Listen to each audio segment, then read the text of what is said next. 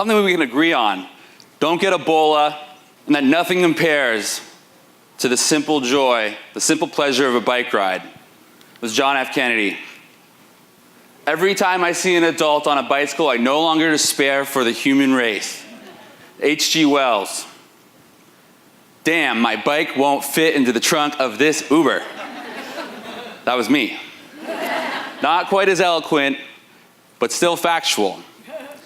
You can look up bike quotes, you can find hundreds about the joy of riding a bike, but you won't find any about the joys of storing a bike. Because in my opinion, bikes are bulky. Most are over 25 pounds, and they take about the size of about 3 people. In response to this, a new category is emerging called rideables.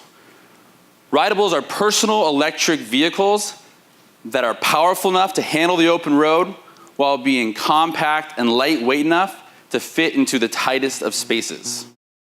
And before I talk about my favorite rideable, I'm going to talk about why interest in them is peaking right now.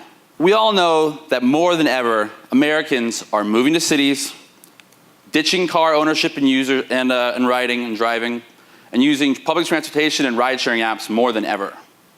In fact, young people in America aged 16 to 34 are using public transportation 37% more now than they were in 1980. And Uber and Lyft are doing over 100,000 rides a day in 5 major US cities. But your bike and public transportation are simply not a natural fit. If you try to take your bike on the subway in New York during rush hour, you're allowed to do it, but good luck with this. You can take your bike on a bus in San Francisco where there are 50 seats, but only 2 bike racks. And like I mentioned, we can't fit a bike in a car unless we have an SUV or a bike rack. It's simply not a natural fit. A more natural fit would be to think small, to have a personal vehicle that's small enough to throw in the trunk of a car or put between your legs on a bus or on a train. And this is a big part of rideables, vehicles inside of vehicles, multimodal transportation. Another big part of rideables is you can take it in with you. You don't have to lock it up. It's not going to get stolen, which is important here in Venice as it's the bike theft capital of Los Angeles.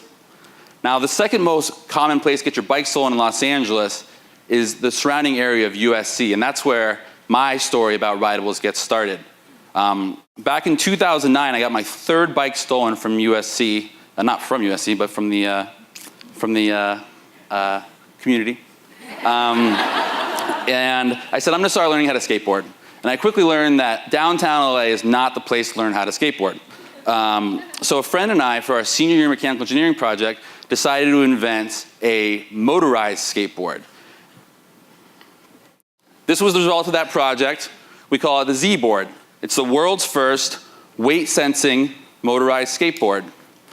How you ride, you stand, lean forward to go, don't fall off the stage, lean back and go in reverse. And when you get to your destination, whether it's your home, your office, public transportation, or Uber, pick it up and take it with you.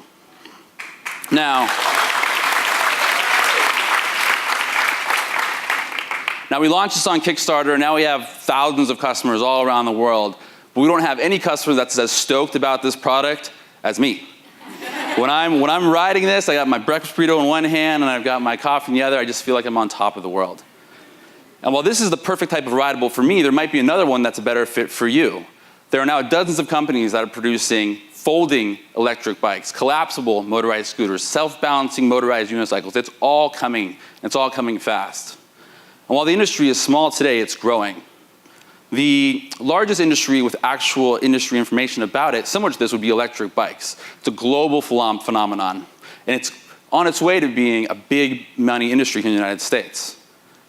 If we look at the search volume for electric bikes, it's growing, seasonal towards summers, kind of like Ebola. And if we look at the search volume for electric skateboards, just one component of the rideables industry, it's actually growing faster.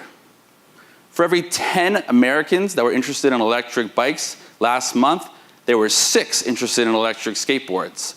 And while that might not seem like very many, remember that the top is a global phenomenon, and the bottom is an industry that you might have just heard about 4 minutes ago.